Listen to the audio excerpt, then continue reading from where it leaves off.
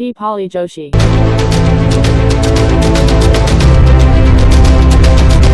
Hello friends, welcome to our channel. Good evening, જય શ્રી કૃષ્ણ, જય દ્વારકાધીશ. કેમ છો બધા? મજામાં ને? તો જો હવે તો અમારું ડેલીનું રૂટીન થઈ ગયું. અહીંયા અગાસી ઉપર આવવાનું અને અહીંયા આવીને બેસવાનું. એકદમ ઠંડો મજાનો પવન આવે છે અને ખૂબ જ મજા આવે છે. તો જો હું મારી સિસ્ટર બંને અમે બંને અગાસી ઉપર આવી ગયા છે અને અત્યારે આઈ થિંક 6:30 જેવું થઈ ગયું છે. હજી રસોઈને થોડીક વાર છે તો અમે અગાસી ઉપર આવીએ અને આજુબાજુનો વ્યૂ તમને પણ બતાવું. જો અહીંયા સરસ મજાનો મોર છે, બેઠો છે. તો બસ બધું જોવા માટે અગાસી ઉપર આવી ગયા છે. વાતાવરણ સરસ છે અને એવું લાગે છે કે વરસાદ હમણાં આવશે. તો આજે છે ને મારી બેન છે, આજે હું એના ક્વેશ્ચન પૂછવાની છું. એ 12th છે તો એને થોડી પ્રિપેરેશન કરાવું તો તમને પણ બતાવું. તો આજે હું એને થોડા ક્વેશ્ચન પૂછીશ ને એ આન્સર આપશે. એકવાર એને રીડ કરી લીધા છે, હવે એને બીજી વાર રીડ કરવા નહીં મળે.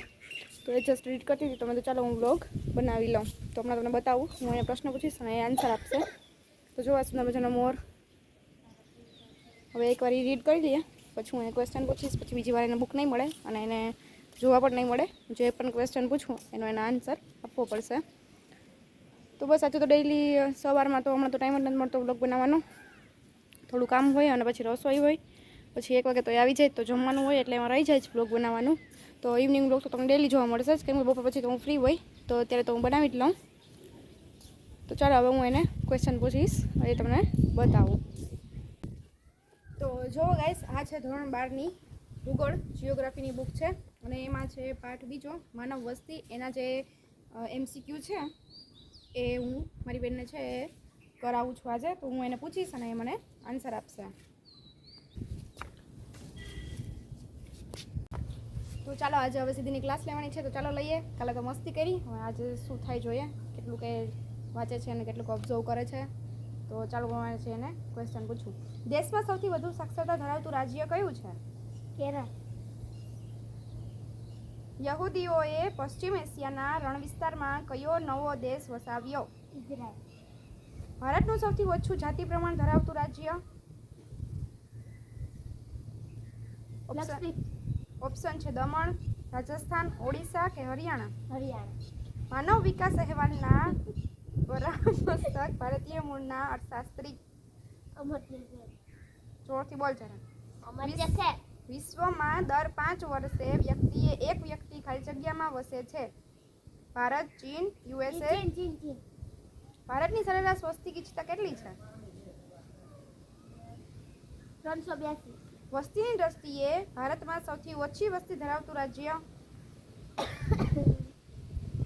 પંજાબ, મેઘાલય, સિક્કિમ કે ગોવા? સિક્કિમ.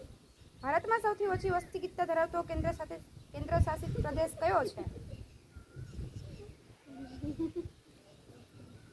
ચંડીગઢ, દમણ અને દીવ, લક્ષદ્વીપ કે? લક્ષદ્વીપ.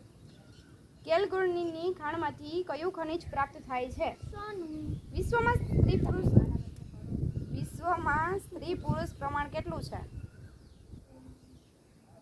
986. સરસ. ચાલો હવે 10 તો થઈ ગયા. હવે બીજા કરો. ઉભી કાલના છે બાકી હતા એ પૂછું, એક વાક્યના. પેલા પાટના હતા ને? આમાં છે ને સમાજમાં છે. તો પહેલા 10 પ્રશ્નો તો જે મેં પૂછ્યા છે MCQના એ તો એને આવડી ગયા છે. હવે બીજા 10 છે એ પૂછું. ટોટલમાં 20 છે તો 10 તો થઈ ગયા છે પરફેક્ટલી. એકમાં જ ખાલી ભૂલ પડી છે, બાકી તો બધા આવડી ગયા છે. અને હવે બીજા 10 છે એ પૂછું.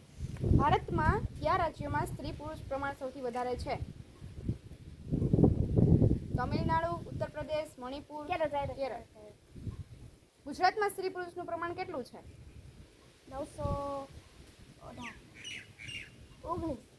તું ગણ ભારતમાં શહેરી વસ્તી ધરાવતું પ્રથમ ક્રમનું રાજ્ય કયું છે? ગોવા, મિઝોરમ? ગોવા. લોકશાહીને સફળ બનાવનાર નિર્ણાયક પરિબળ? શહેરી વસ્તી, જાતિ પ્રમાણ, સાક્ષરતા કે કિશોર વર્ગ? લોકશાહીને સફળ બનાવનાર નિર્ણાયક પરિબળ? સાક્ષરતા. અવાજ જવાબ વિશ્વમાં સાક્ષરતાનો દર કેટલો છે? 73%, 60%, 84%, 88%, 84%. 84%. ભારતમાં સૌથી ઓછો સાક્ષરતા દર ધરાવનાર રાજ્ય કેરળ, લક્ષદ્વીપ, મણિપુર, બિહાર. બિહાર. વિશ્વમાં સૌથી વધુ બોલાતી ભાષા કઈ છે? ચાઇનીઝ મેન્ડોરી. શાબાશ. ભારતમાં સૌથી વધુ બોલાતી ભાષા કઈ છે? હિન્દી. 2015માં માનવ વિકાસના સૂચકાંકની ગણતરી કેટલા દેશો માટે કરવામાં આવી હતી? 188. નીચેનામાંથી કયો દેશ માનવ વિકાસના સર્વોચ્ચ સ્થાને છે? યુગાન્ડા. યુગાન્ડા ઓપ્શનમાં જ નથી. કેનેડા, નાઇજર, યુએસએ કે નોર્વે? નાઇજર. જૂઠું. એક તો ઓપ્શનમાં છે ને એ જવાબ બોલી ને પાછું જે હતો એ ભૂલી સાચો. કેનેડા, નાઇજર, યુએસએ કે નોર્વે? નોર્વે. નોર્વે. હા હવે સાચું નોર્વે. ચાલો આજે તો એની ક્લાસ લીધી 20માંથી 2 ખોટા પડ્યા છે. હવે એની પનિશમેન્ટ એને મળશે આજે. એટલે આજે એને ડિનરની અંદર કંઈ પણ ચટપટી વસ્તુ જમવામાં મળશે નહીં. એવું ના હાલે. એ આજે ફાઇનલ. આજે એને સાદું જમવાનું છે, ખીચડી, શાક ને રોટલી. જે જ બનશે એની સજા છે. કેમ કે જો એવી રીતના કંઈક સજા કે આપીએ ને તો એ છે ને વધારે મહેનત કરે. એટલે આજે એને જમવામાં છે ને આપણે ચટપટું દેવાનું થતું જ નથી. બરાબર ને સિદ્ધિ? તો આ 2 કડોકડ પાકા કરીને પાછા કાલે આપશો ને? ચાલો 2 તો હવે કાલે પાકા કરીને મને આપશે.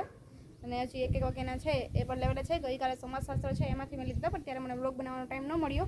પણ ખૂબ જ સરસ એની પ્રિપરેશન ચાલે છે 12th ક્લાસની જે એક્ઝામ આવશે બોર્ડની માર્ચની એના માટે. અને ડેઈલી થોડું એ રીડ કરે છે. અને આવી રીતે આમાં અગાસી પર આવી જાય છે તો ફોન ને ટીવી ને બધું સાઈડમાં રહી જાય. ઓનલી એની પાસે બુક જ હોય અને મારી પાસે ફોન હોય, પણ હું તો વ્લોગ બનાવું એ પણ અલગ. અને પછી હું નીચે વહી જાઉં અને એ રીડ કરતી હોય. તો બસ આવી રીતે તમે પણ પ્રિપરેશન કરાવી શકો છો. અને બોર્ડની એક્ઝામ માટે આવી રીતે થોડું તમે ડેલીનું કરો તો જ્યાં એક્ઝામ આવશે ત્યારે તમને આમાંથી ઘણું બધું બેનિફિટ મળશે. તો બસ આજના વ્લોગમાં અને હવે પછી રસોઈ બનાવવાની છે. બાકી સવારનું આજે તો બસ કામકાજ પૂરું કરી અને પછી રસોઈ બનાવી, જમ્યું ને પછી થોડી વાર આરામ કર્યો. અને બપોર પછી 4 વાગે ચા બનાવી તો ચા પીધી. ચા પીને પછી થોડું કામ હતું એ પૂરું કર્યું ને પછી નવરા થઈ ફ્રી થઈ અને પછી અગાસી પર આવી ગયા હતા. તો આજે થોડું આ કર્યું. તો આવા જ અવનવા બ્લોગ તમને મારી ચેનલ પર જોવા મળશે અને ડેઈલી કંઈક ને કંઈક નવું તમને જોવા મળશે.